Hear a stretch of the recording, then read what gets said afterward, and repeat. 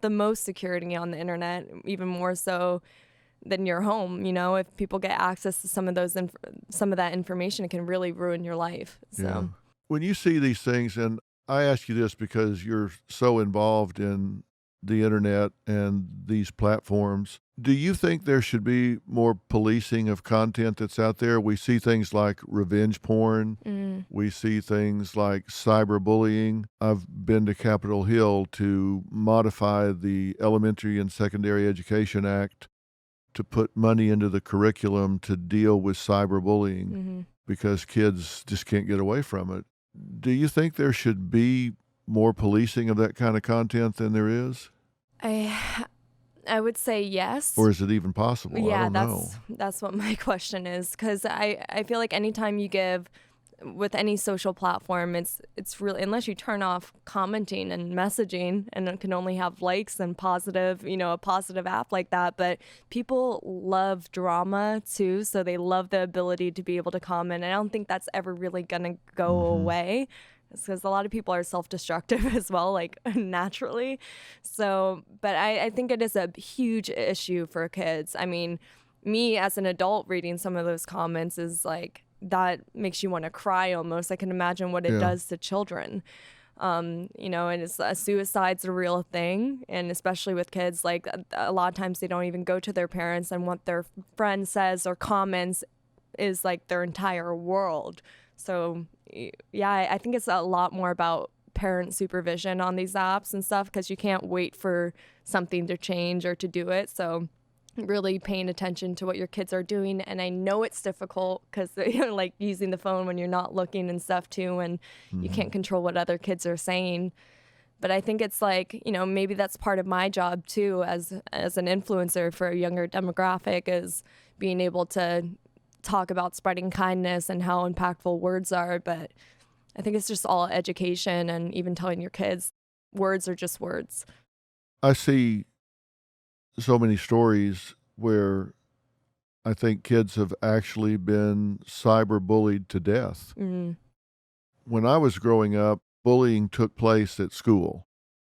Maybe it was in the lunchroom, or it was on the bus dock where the buses came and picked the kids up, or behind the gym.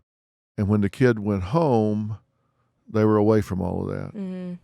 But now they go home and they're still on their computer.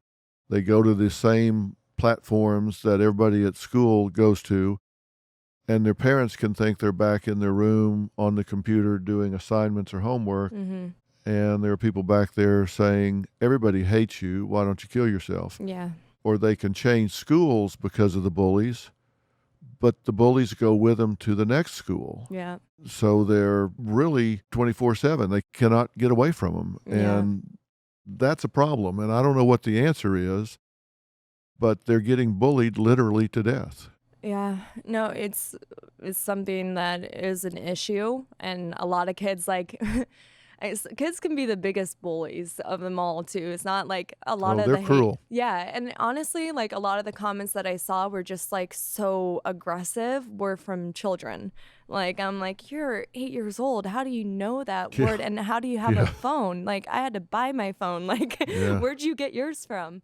But so just seeing that, it's like it's a way for kids that have aggression too, just to let it out, which sometimes, okay, maybe that's a good thing. But when it's towards other people, then you're hurting other people as well. So it's like, I don't know. I think it's something that, either the schools and parents, but some people don't have the best parenting or the best things at home. So something that should be enforced as well. Make it a part of the school systems also. It's like you get punished the same way if you were to do it in school. Well, of course, teachers will tell you, well, it happens off campus, so we can't do anything about it.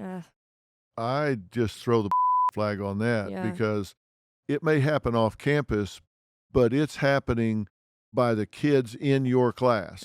It's happening in your sociogram, even though it's off the school grounds. This is the group that you're in control of, you're policing. And the fact that it happens on the other side of the street doesn't mean you don't have anything to do with it. You're the one that has the ability to consecrate it, and they're not doing it. That's what I had to say when I went to Washington. They got they got to change what they're doing about that.